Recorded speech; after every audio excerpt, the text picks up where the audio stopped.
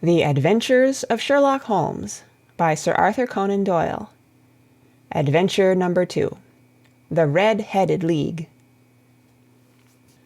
I had called upon my friend, Mr. Sherlock Holmes, one day in the autumn of last year, and found him in deep conversation with a very stout, florid-faced, elderly gentleman with fiery red hair. With an apology for my intrusion, I was about to withdraw when Holmes pulled me abruptly into the room and closed the door behind me. "You could not possibly have come at a better time, my dear Watson," he said cordially. "I was afraid that you were engaged." "So I am, very much so." "Then I can wait in the next room." "Not at all. This gentleman, Mr. Wilson, has been my partner and helper in many of my most successful cases, and I have no doubt that he will be of the utmost use to me in yours also."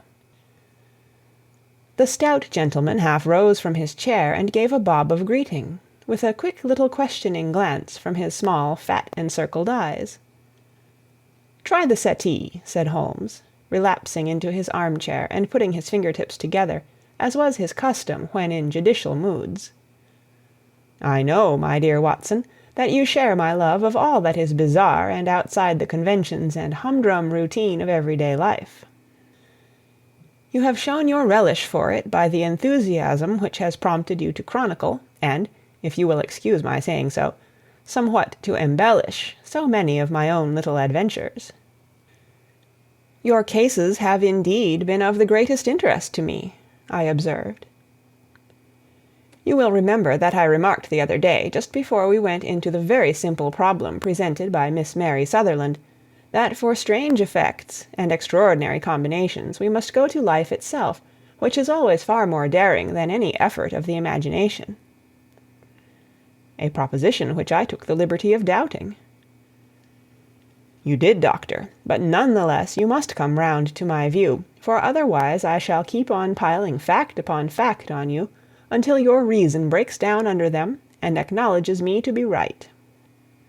Now, Mr. Jabez Wilson here has been good enough to call upon me this morning, and to begin a narrative which promises to be one of the most singular which I have listened to for some time. You have heard me remark that the strangest and most unique things are very often connected not with the larger but with the smaller crimes, and occasionally, indeed, where there is room for doubt whether any positive crime has been committed. As far as I have heard, it is impossible for me to say whether the present case is an instance of crime or not, but the course of events is certainly among the most singular that I have ever listened to. Perhaps, Mr. Wilson, you would have the great kindness to recommence your narrative. I ask you not merely because my friend Dr. Watson has not heard the opening part, but also because the peculiar nature of the story makes me anxious to have every possible detail from your lips. As a rule, when I have heard some slight indication in the course of events, I am able to guide myself by the thousands of other similar cases which occur to my memory. In the present instance, I am forced to admit that the facts are, to the best of my belief, unique. The portly client puffed out his chest with an appearance of some little pride, and pulled a dirty and wrinkled newspaper from the inside pocket of his greatcoat. As he glanced down the advertisement column, with his head thrust forward and the paper flattened out upon his knee, I took a good look at the man, and endeavored, after the fashion of my companion, to read the indications which might be presented by his dress or appearance. I did not gain very much, however, by my inspection. Our visitor bore every mark of being an average, commonplace British tradesman, obese, pompous, and slow. He wore rather baggy grey shepherd's check trousers, a not over-clean black frock-coat, unbuttoned in the front, and a drab waistcoat with a heavy brassy Albert chain, and a square pierced bit of metal dangling down as an ornament. A frayed top hat and a faded brown overcoat with a wrinkled velvet collar lay upon a chair beside him. Altogether, look as I would, there was nothing remarkable about the man save his blazing red head, and the expression of extreme chagrin and discontent upon his features. Sherlock Holmes's quick eye took in my occupation, and he shook his head with a smile as he noticed my questioning glances. Beyond the obvious facts that he has at some time done manual labor, that he takes snuff, that he is a Freemason, that he has been in China, and that he has done a considerable amount of writing lately, I can deduce nothing else. Mr. Jabez Wilson started up in his chair, with his forefinger upon the paper, but his eyes upon my companion. "How, in the name of good fortune, did you know all that, Mr. Holmes?" he asked. "How did you know, for example, that I did manual labor? It's as true as gospel, for I began as a ship's carpenter." "Your hands, my dear sir. Your right hand is quite a size larger than your left.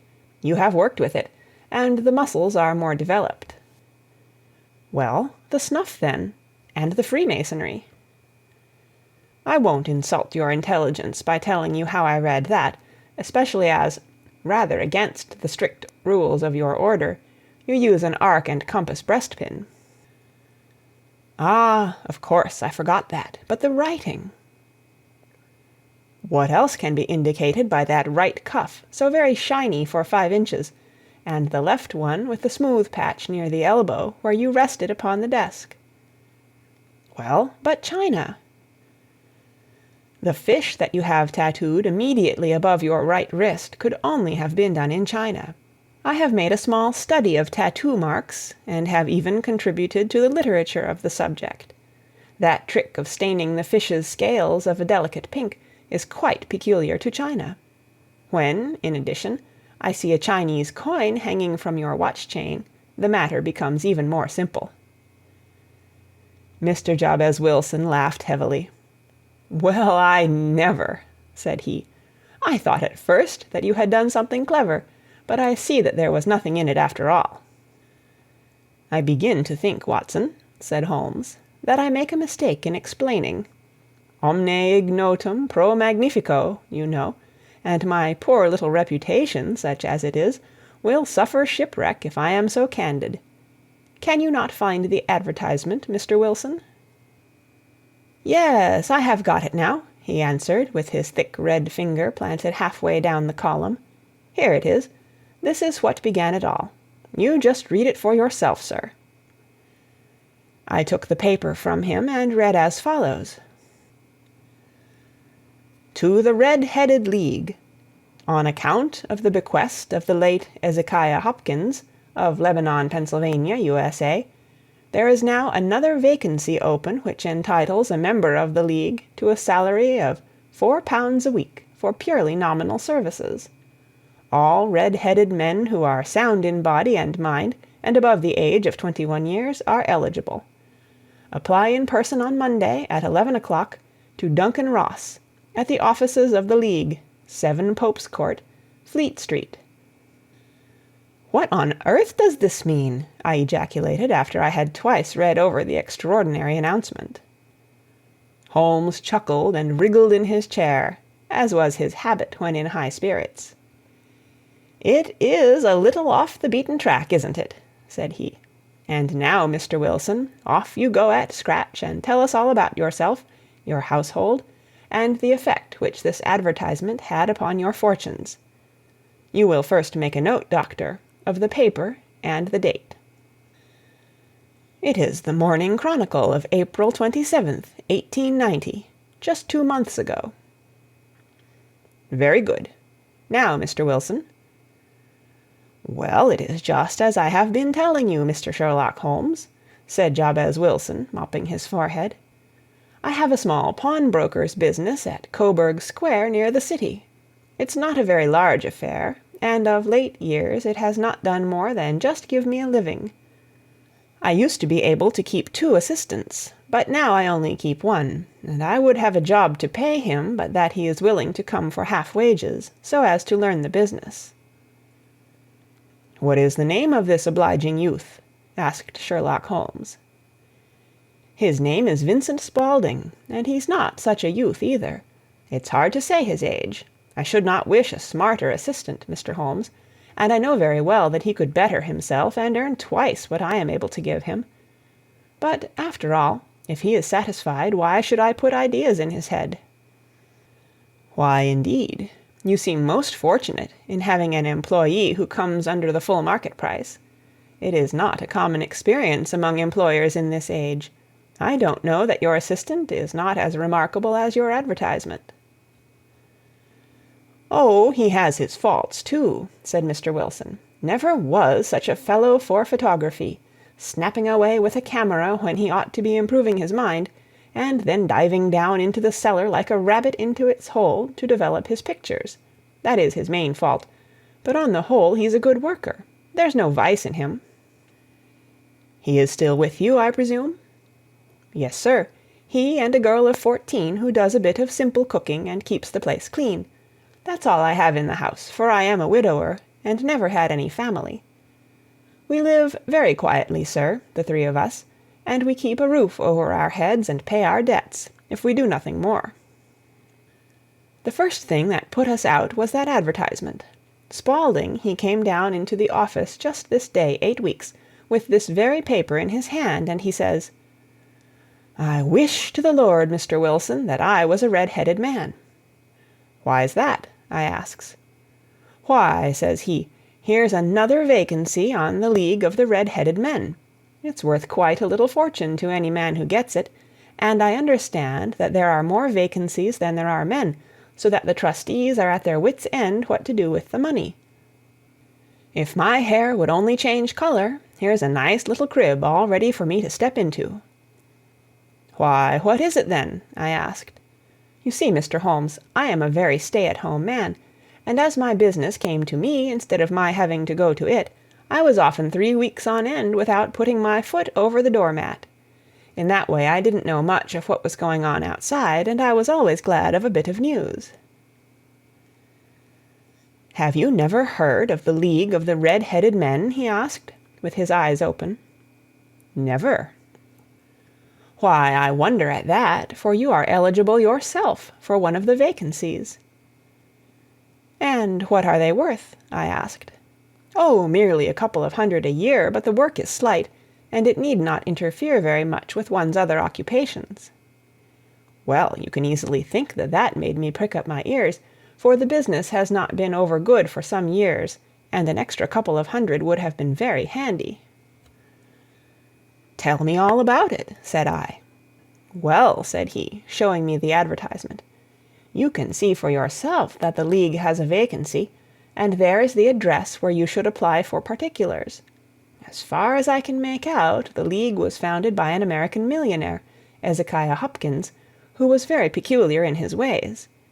He was himself red-headed, and he had a great sympathy for all red-headed men, so when he died it was found that he had left his enormous fortune in the hands of trustees, with instructions to apply the interest to the providing of easy berths to men whose hair is of that color. From all I hear, it is splendid pay and very little to do." "But," said I, "there would be millions of red-headed men who would apply." "Not so many as you might think," he answered. "You see, it is really confined to Londoners and to grown men. This American had started from London when he was young, and he wanted to do the old town a good turn. Then again, I have heard it is no use your applying if your hair is light red, or dark red, or anything but real bright, blazing, fiery red. Now, if you cared to apply, Mr. Wilson, you would just walk in, but perhaps it would hardly be worth your while to put yourself out of the way for the sake of a few £100. Now, it is a fact, gentlemen, as you may see for yourselves, that my hair is of a very full and rich tint, so that it seemed to me that if there was to be any competition in the matter, I stood as good a chance as any man that I had ever met. Vincent Spaulding seemed to know so much about it that I thought he might prove useful, so I just ordered him to put up the shutters for the day, and to come right away with me. He was very willing to have a holiday, so we shut the business up and started off for the address that was given us in the advertisement. I never hope to see such a sight as that again, Mr. Holmes. From north, south, east, and west, every man who had a shade of red in his hair had tramped into the city to answer the advertisement. Fleet Street was choked with red-headed folk, and Pope's Court looked like a coster's orange barrow. I should not have thought there were so many in the whole country as were brought together by that single advertisement. Every shade of colour they were: straw, lemon, orange, brick, Irish setter, liver, clay. But, as Spaulding said, there were not many who had the real vivid flame-coloured tint. When I saw how many were waiting, I would have given it up in despair, but Spaulding would not hear of it. How he did it I could not imagine, but he pushed and pulled and butted until he got me through the crowd and right up to the steps which led to the office. There was a double stream upon the stair, some going up in hope and some coming back dejected, but we wedged in as well as we could, and soon found ourselves in the office.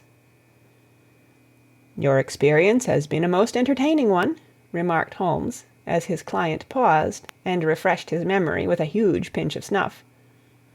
"Pray continue your very interesting statement."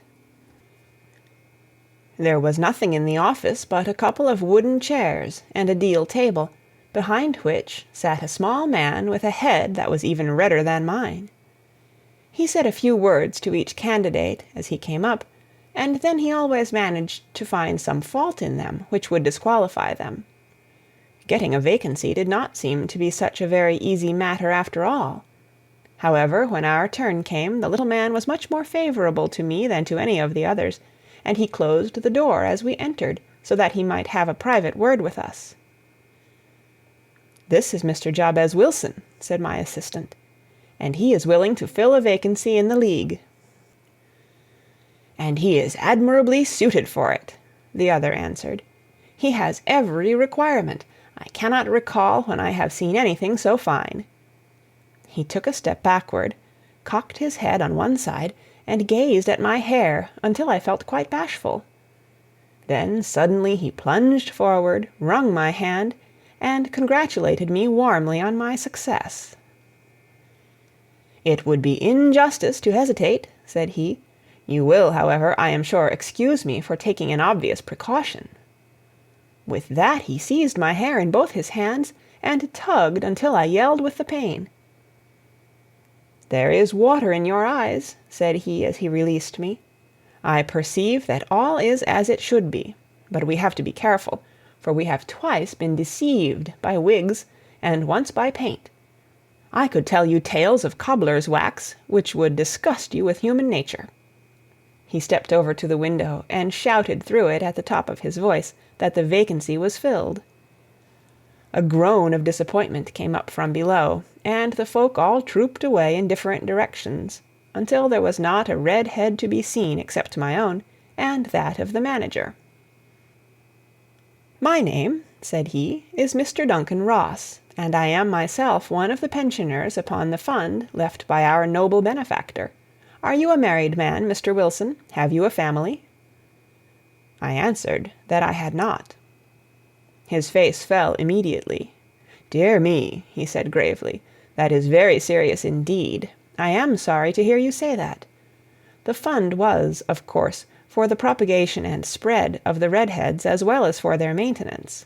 It is exceedingly unfortunate that you should be a bachelor." My face lengthened at this, Mr. Holmes, for I thought that I was not to have the vacancy after all, but after thinking it over for a few minutes, he said that it would be all right. "In the case of another," said he, "the objection might be fatal, but we must stretch a point in favor of a man with such a head of hair as yours. When shall you be able to enter upon your new duties?" "Well, it is a little awkward, for I have a business already," said I. "Oh, never mind about that, Mr. Wilson," said Vincent Spaulding. "I should be able to look after that for you." "What would be the hours?" I asked. 10 to 2. Now, a pawnbroker's business is mostly done of an evening, Mr. Holmes, especially Thursday and Friday evening, which is just before payday, so it would suit me very well to earn a little in the mornings. Besides, I knew that my assistant was a good man, and that he would see to anything that turned up. "That would suit me very well," said I. "And the pay?" "Is £4 a week." "And the work?" "Is purely nominal." What do you call purely nominal? Well, you have to be in the office, or at least in the building, the whole time. If you leave, you forfeit your whole position forever. The will is very clear upon that point. You don't comply with the conditions if you budge from the office during that time. It's only 4 hours a day, and I should not think of leaving, said I. No excuse will avail, said Mr. Duncan Ross. Neither sickness, nor business, nor anything else. There you must stay, or you lose your billet. And the work? Is to copy out the Encyclopaedia Britannica. There is the first volume of it in that press. You must find your own ink, pens, and blotting paper, but we provide this table and chair. Will you be ready tomorrow? Certainly, I answered. Then good-bye, Mr. Jabez Wilson, and let me congratulate you once more on the important position which you have been fortunate enough to gain. He bowed me out of the room, and I went home with my assistant, hardly knowing what to say or do, I was so pleased at my own good fortune. Well, I thought over the matter all day, and by evening I was in low spirits again, for I had quite persuaded myself that the whole affair must be some great hoax or fraud, though what its object might be I could not imagine. It seemed altogether past belief that anyone could make such a will, or that they would pay such a sum for doing anything so simple as copying out the Encyclopaedia Britannica. Vincent Spaulding did what he could to cheer me up, but by bedtime I had reasoned myself out of the whole thing. However, in the morning I determined to have a look at it anyhow, so I bought a penny bottle of ink, and with a quill pen and 7 sheets of foolscap paper I started off for Pope's Court. Well, to my surprise and delight, everything was as right as possible. The table was set out ready for me, and Mr. Duncan Ross was there to see that I got fairly to work. He started me off upon the letter A, and then he left me, but he would drop in from time to see that all was right with me. At 2 o'clock he bade me good day, complimented me upon the amount that I had written, and locked the door of the office after me. This went on day after day, Mr. Holmes, and on Saturday the manager came in and planked down 4 golden sovereigns for my week's work. It was the same next week, and the same the week after. Every morning I was there at 10, and every afternoon I left at 2. By degrees Mr. Duncan Ross took to coming in only once of a morning, and then after a time he did not come in at all. Still, of course, I never dared to leave the room for an instant, for I was not sure when he might come, and the billet was such a good one and suited me so well that I would not risk the loss of it. 8 weeks passed away like this, and I had written about abbots, and archery, and armour, and architecture, and Attica, and hoped with diligence that I might get on to the bees before very long. It cost me something in foolscap, and I had pretty nearly filled a shelf with my writings. And then suddenly the whole business came to an end. To an end? Yes, sir, and no later than this morning. I went to my work as usual at 10 o'clock, but the door was shut and locked, with a little square of cardboard hammered on to the middle of the panel with a tack. Here it is, and you can read for yourself. He held up a piece of white cardboard about the size of a sheet of notepaper. It read in this fashion: "The Red-Headed League is dissolved. October 9, 1890. Sherlock Holmes and I surveyed this curt announcement, and the rueful face behind it, until the comical side of the affair so completely overtopped every other consideration that we both burst out into a roar of laughter. "I cannot see that there is anything very funny," cried our client, flushing up to the roots of his flaming head. "If you can do nothing better than laugh at me, I can go elsewhere." "No, no," cried Holmes, shoving him back into the chair from which he had half risen. "I really wouldn't miss your case for the world. It is most refreshingly unusual, but there is, if you will excuse my saying so, something just a little funny about it. Pray, what steps did you take when you found the card upon the door?" "I was staggered, sir. I did not know what to do. Then I called at the offices round, but none of them seemed to know anything about it. Finally, I went to the landlord, who is an accountant living on the ground floor, and I asked him if he could tell me what had become of the Red-Headed League. He said that he had never heard of any such body. Then I asked him who Mr. Duncan Ross was. He answered that the name was new to him. "Well," said I, "the gentleman at number 4. "What, the red-headed man?" "Yes." "Oh," said he, "his name was William Morris. He was a solicitor, and was using my room as a temporary convenience until his new premises were ready. He moved out yesterday." "Where could I find him?" "Oh, at his new offices. He did tell me the address. Yes, 17 King Edward Street, near St. Paul's." I started off, Mr. Holmes, but when I got to that address, it was a manufactory of artificial knee-caps, and no one in it had ever heard of either Mr. William Morris or Mr. Duncan Ross. "And what did you do then?" asked Holmes. "I went home to Saxe-Coburg Square, and I took the advice of my assistant. But he could not help me in any way. He could only say that if I waited I should hear by post. But that was not quite good enough, Mr. Holmes. I did not wish to lose such a place without a struggle, so, as I had heard that you were good enough to give advice to poor folk who were in need of it, I came right away to you." "And you did very wisely," said Holmes. "Your case is an exceedingly remarkable one, and I shall be happy to look into it. From what you have told me, I think that it is possible that graver issues hang from it than might at first sight appear." "Grave enough," said Mr. Jabez Wilson. "Why, I have lost £4 a week." "As far as you are personally concerned," remarked Holmes, "I do not see that you have any grievance against this extraordinary league. On the contrary, you are, as I understand, richer by some £30, to say nothing of the minute knowledge which you have gained on every subject which comes under the letter A. You have lost nothing by them." "No, sir, but I want to find out about them, and who they are, and what their object was in playing this prank, if it was a prank, upon me. It was a pretty expensive joke for them, for it cost them £32. "We shall endeavour to clear up these points for you. And first, one or two questions, Mr. Wilson.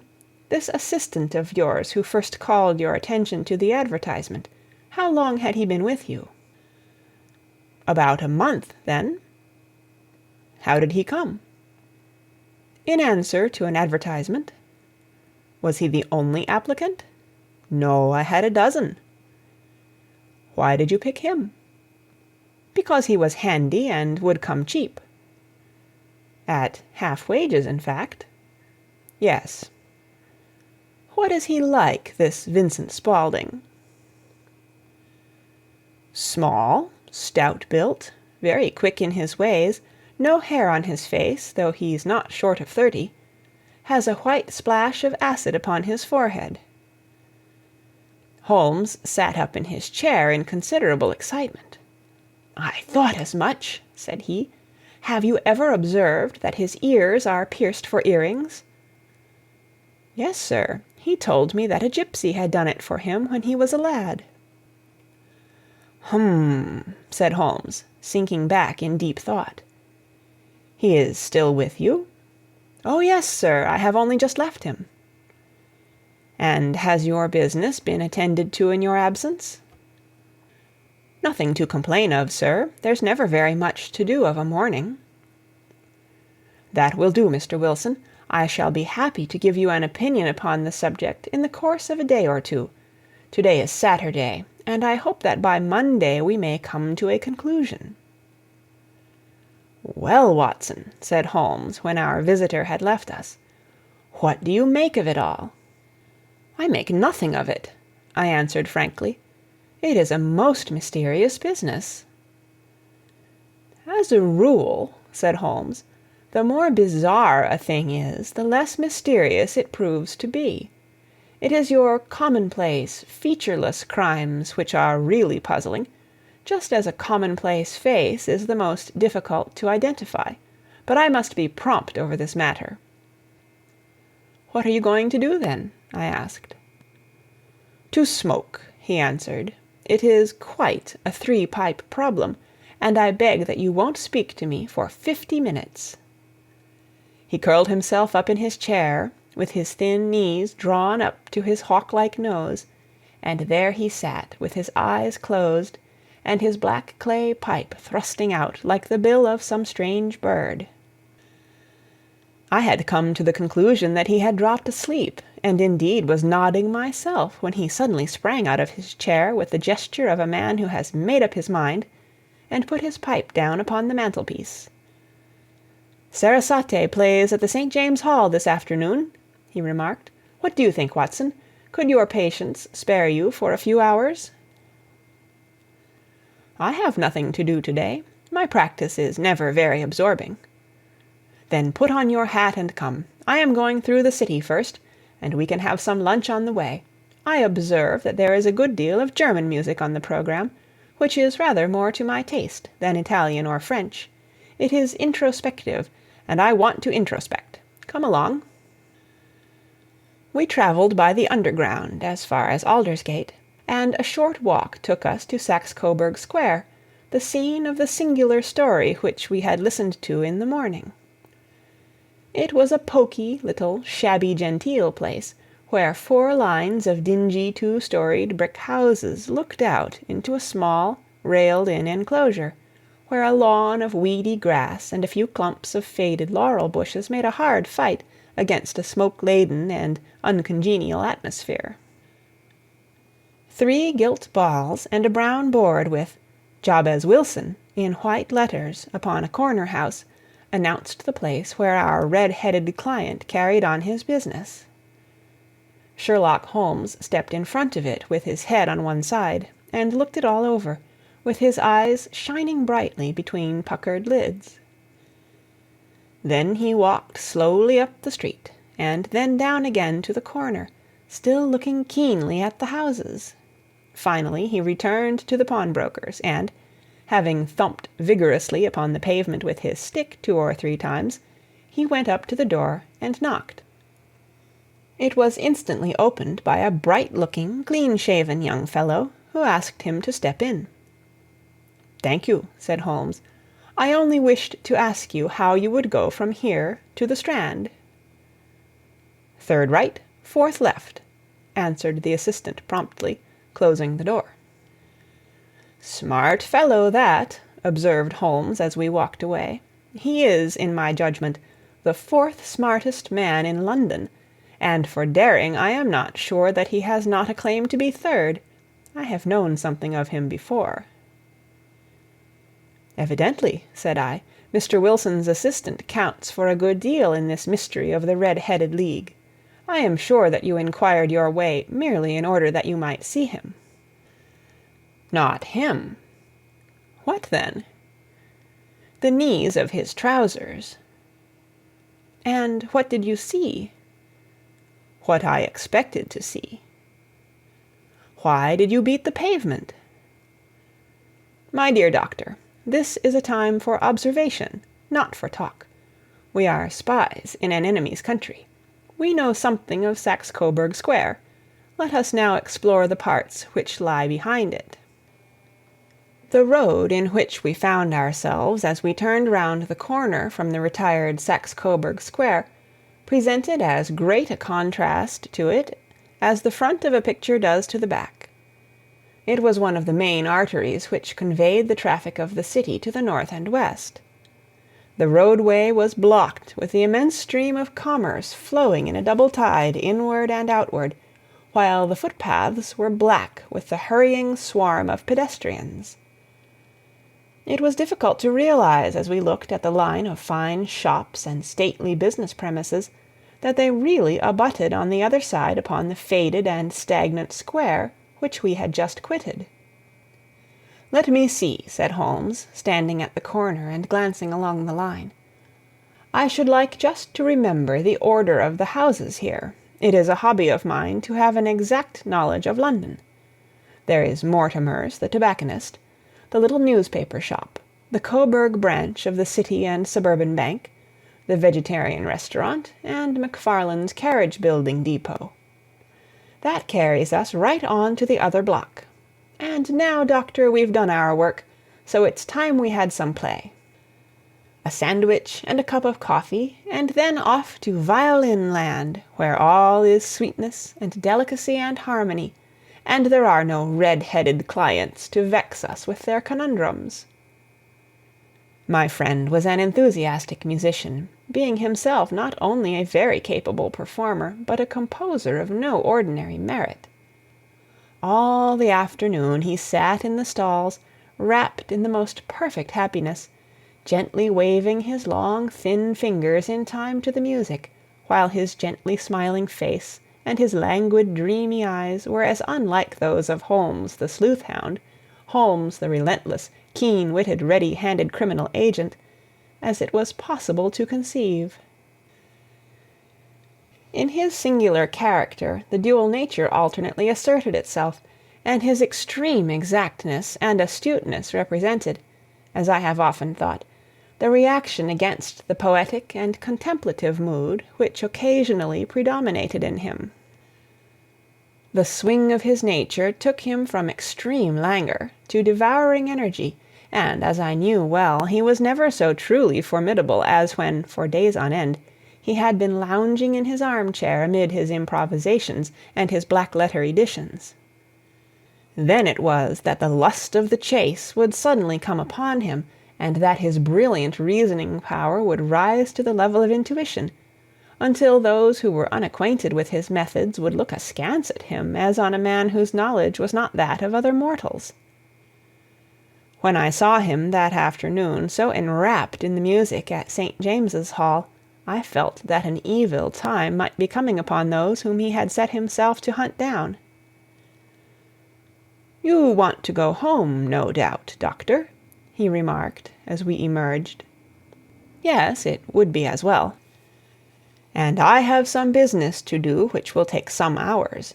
This business at Coburg Square is serious." "Why serious?" "A considerable crime is in contemplation. I have every reason to believe that we shall be in time to stop it. But today being Saturday rather complicates matters. I shall want your help tonight." "At what time?" 10 will be early enough." "I shall be at Baker Street at 10." "Very well. And I say, Doctor, there may be some little danger, so kindly put your army revolver in your pocket." He waved his hand, turned on his heel, and disappeared in an instant among the crowd. I trust that I am not more dense than my neighbors, but I was always oppressed with a sense of my own stupidity in my dealings with Sherlock Holmes. Here I had heard what he had heard, I had seen what he had seen, and yet from his words it was evident that he saw clearly not only what had happened, but what was about to happen, while to me the whole business was still confused and grotesque.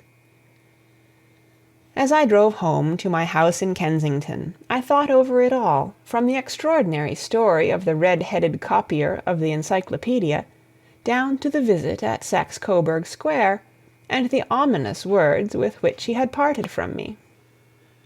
What was this nocturnal expedition, and why should I go armed?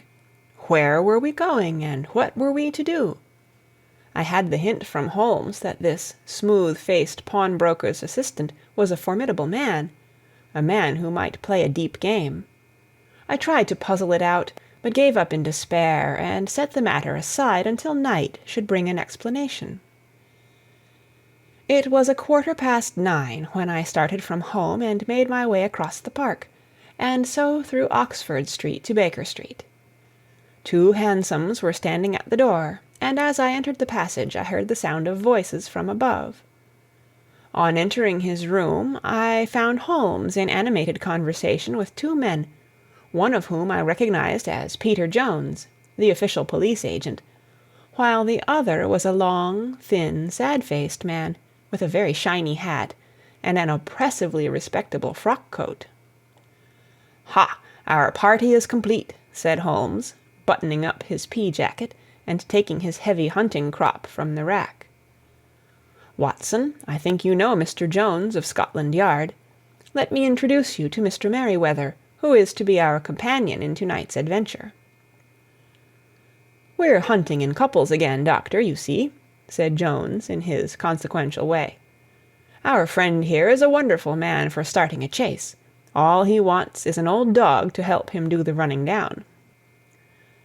"I hope a wild goose may not prove to be the end of our chase," observed Mr. Merryweather gloomily. "You may place considerable confidence in Mr. Holmes, sir," said the police agent loftily. "He has his own little methods, which are, if he won't mind my saying so, just a little too theoretical and fantastic, but he has the makings of a detective in him. It is not too much to say that once or twice, as in that business of the Sholto murder and the Agra treasure, he has been more nearly correct than the official force." "Oh, if you say so, Mr. Jones, it is all right," said the stranger with deference. "Still, I confess that I miss my rubber. It is the first Saturday night for 27 years that I have not had my rubber." "I think you will find," said Sherlock Holmes, "that you will play for a higher stake to-night than you have ever done yet, and that the play will be more exciting. For you, Mr. Merryweather, the stake will be some £30,000, and for you, Jones, it will be the man upon whom you wish to lay your hands. John Clay, the murderer, thief, smasher, and forger. He's a young man, Mr. Merryweather, but he is at the head of his profession, and I would rather have my bracelets on him than on any criminal in London. He's a remarkable man, is young John Clay. His grandfather was a royal duke, and he himself has been to Eton and Oxford. His brain is as cunning as his fingers, and though we meet signs of him at every turn, we never know where to find the man himself. He'll crack a crib in Scotland one week, and be raising money to build an orphanage in Cornwall the next. I've been on his track for years, and have never set eyes on him yet. I hope that I may have the pleasure of introducing you to-night. I've had one or two little turns also with Mr. John Clay, and I agree with you that he is at the head of his profession. It is past 10, however, and quite time that we started. If you two will take the first hansom, Watson and I will follow in the second." Sherlock Holmes was not very communicative during the long drive, and lay back in the cab humming the tunes which he had heard in the afternoon. We rattled through an endless labyrinth of gas-lit streets until we emerged into Farrington Street. "We are close there now," my friend remarked. "This fellow Merryweather is a bank director, and personally interested in the matter. I thought it as well to have Jones with us also. He is not a bad fellow, though an absolute imbecile in his profession. He has one positive virtue. He is as brave as a bulldog, and as tenacious as a lobster if he gets his claws upon anyone. Here we are, and they are waiting for us." We had reached the same crowded thoroughfare in which we had found ourselves in the morning. Our cabs were dismissed, and, following the guidance of Mr. Merryweather, we passed down a narrow passage and through a side door, which he opened for us. Within there was a small corridor, which ended in a very massive iron grate. This also was opened, and led down a flight of winding stone steps, which terminated at another formidable gate. Mr. Merryweather stopped to light a lantern, and then conducted us down a dark, earth-smelling passage, and so, after opening a third door, into a huge vault or cellar, which was piled all round with crates and massive boxes. "You are not very vulnerable from above," Holmes remarked as he held up the lantern and gazed about him. "Nor from below," said Mr. Merryweather, striking his stick upon the flags which lined the floor. "Why, dear me, it sounds quite hollow," he remarked, looking up in surprise. "I must really ask you to be a little more quiet," said Holmes severely. "You have already imperiled the whole success of our expedition. might I beg that you would have the goodness to sit down upon one of those boxes, and not to interfere?" The solemn Mr. Merryweather perched himself upon a crate, with a very injured expression upon his face, while Holmes fell upon his knees upon the floor, and, with the lantern and a magnifying lens, began to examine minutely the cracks between the stones. A few seconds sufficed to satisfy him, for he sprang to his feet again, and put his glass in his pocket. "We have at least an hour before us," he remarked, "for they can hardly take any steps until the good pawnbroker is safely in bed. Then they will not lose a minute, for the sooner they do their work, the longer time they will have for their escape. We are at present, Doctor, as no doubt you have divined, in the cellar of the City branch of one of the principal London banks. Mr. Merryweather is the chairman of directors, and he will explain to you that there are reasons why the more daring criminals of London should take a considerable interest in this cellar at present." "It is our French gold," whispered the director. "We have had several warnings that an attempt might be made upon it." "Your French gold?" "Yes. We had occasion some months ago to strengthen our resources, and borrowed for that purpose 30,000 napoleons from the Bank of France. It has become known that we have never had an occasion to unpack the money, and that it is still lying in our cellar. The crate upon which I sit contains 2,000 napoleons, packed between layers of lead foil. Our reserve of bullion is much larger at present than is usually kept in a single branch office, and the directors have had misgivings upon the subject." "Which were very well justified," observed Holmes. "And now it is time that we arranged our little plans. I expect that within an hour matters will come to a head. In the meantime, Mr. Merryweather, we must put the screen over that dark lantern." "And sit in the dark?" "I am afraid so. I had brought a pack of cards in my pocket, and I thought that, as we were a partie carrée, you might have your rubber after all. But I see that the enemy's preparations have gone so far that we cannot risk the presence of a light. And first of all we must choose our positions. These are daring men, and though we shall take them at a disadvantage, they may do us some harm unless we are careful. I shall stand behind this crate, and do you conceal yourselves behind those. Then, when I flash a light upon them, close in swiftly. If they fire, Watson, have no compunction about shooting them down." I placed my revolver, cocked, upon the top of the wooden case behind which I crouched. Holmes shot the slide across the front of his lantern, and left us in pitch darkness. Such an absolute darkness as I have never before experienced. The smell of hot metal remained to assure us that the light was still there, ready to flash out at a moment's notice. To me, with my nerves worked up to a pitch of expectancy, there was something depressing and subduing in the sudden gloom, and in the cold, dank air of the vault. "They have but one retreat," whispered Holmes. "That is back through the house into Saxe-Coburg Square. I hope that you have done what I asked you, Jones." "I have an inspector and 2 officers waiting at the front door." "Then we have stopped all the holes, and now we must be silent and wait." What a time it seemed!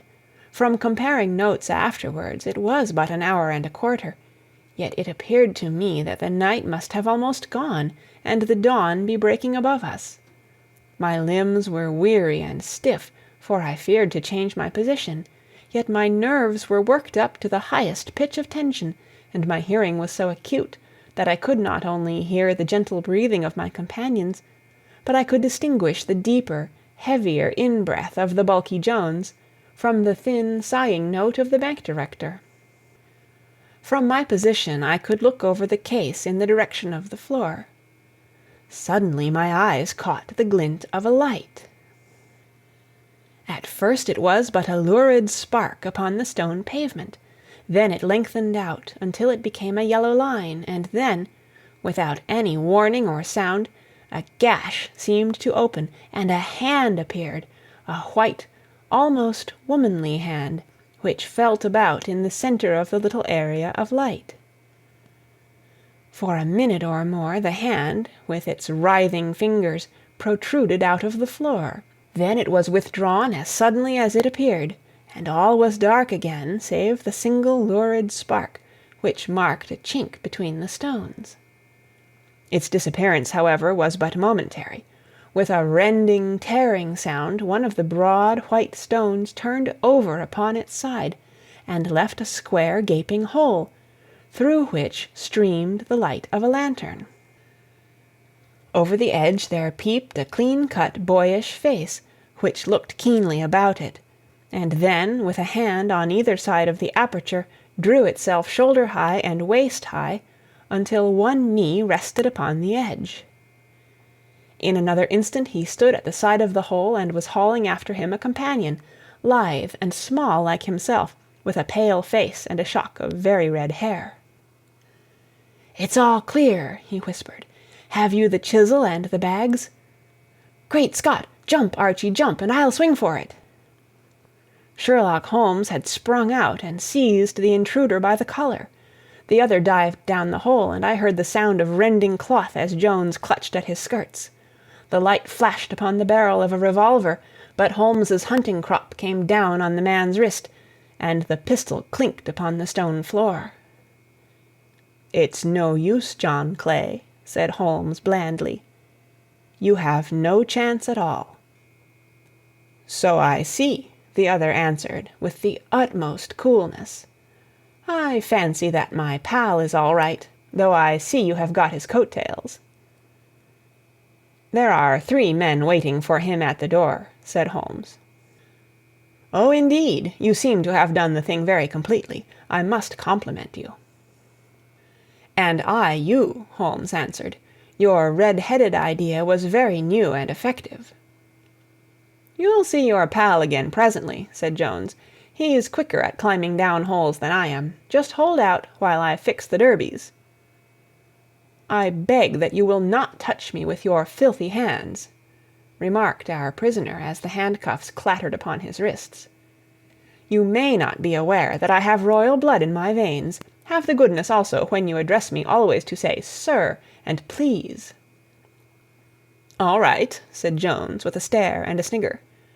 "Well, would you please, sir, march upstairs, where we can get a cab to carry your highness to the police station?" "That is better," said John Clay serenely. He made a sweeping bow to the 3 of us and walked quietly off in the custody of the detective. "Really, Mr. Holmes," said Mr. Merryweather as we followed them from the cellar, "I do not know how the bank can thank you or repay you. There is no doubt that you have detected and defeated, in the most complete manner, one of the most determined attempts at bank robbery that have ever come within my experience." "I have had 1 or 2 little scores of my own to settle with Mr. John Clay," said Holmes. "I have been at some small expense over this matter, which I shall expect the bank to refund, but beyond that I am amply repaid by having had an experience which is in many ways unique, and by hearing the very remarkable narrative of the Red-Headed League. You see, Watson," he explained in the early hours of the morning as we sat over a glass of whiskey and soda in Baker Street, "it was perfectly obvious from the first that the only possible object of this rather fantastic business for the advertisement of the League and the copying of the encyclopedia must be to get this not over-bright pawnbroker out of the way for a number of hours every day. It was a curious way of managing it, but really it would be difficult to suggest a better. The method was no doubt suggested to Clay's ingenious mind by the color of his accomplice's hair. The £4 a week was a lure which must draw him, and what was it to them who were playing for thousands? They put in the advertisement, one rogue has the temporary office, the other rogue incites the man to apply for it, and together they manage to secure his absence every morning in the week. From the time that I heard of the assistant having come for half wages, it was obvious to me that he had some strong motive for securing the situation. But how could you guess what the motive was? Had there been a woman in the house, I should have suspected a mere vulgar intrigue. That, however, was out of the question. The man's business was a small one, and there was nothing in his house which could account for such elaborate preparations and such an expenditure as they were at. It must, then, be something out of the house. What could it be? I thought of the assistant's fondness for photography, and his trick of vanishing into the cellar. The cellar! There was the end of this tangled clue. Then I made inquiries as to this mysterious assistant, and found that I had to deal with one of the coolest and most daring criminals in London. He was doing something in the cellar, something which took many hours a day for months on end. What could it be, once more? I could think of nothing save that he was running a tunnel to some other building. So far I had got when we went to visit the scene of action. I surprised you by beating upon the pavement with my stick.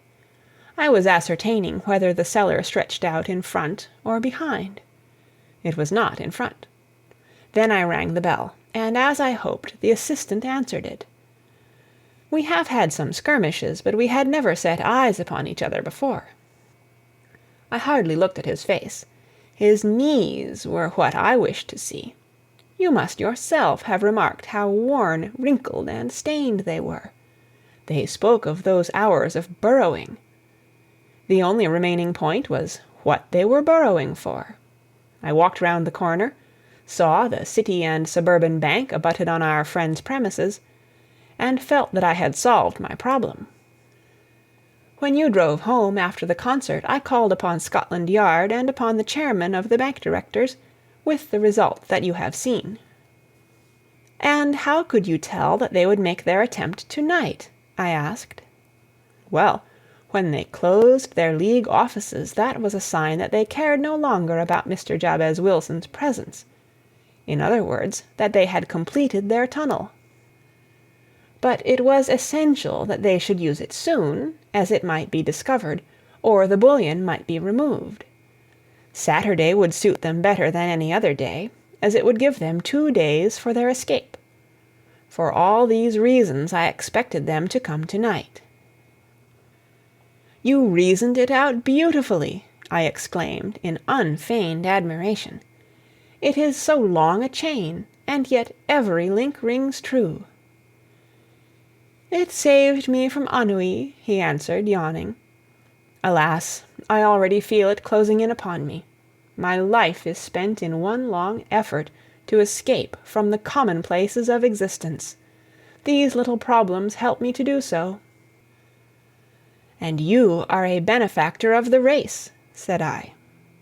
He shrugged his shoulders. Well, perhaps after all it is of some little use, he remarked.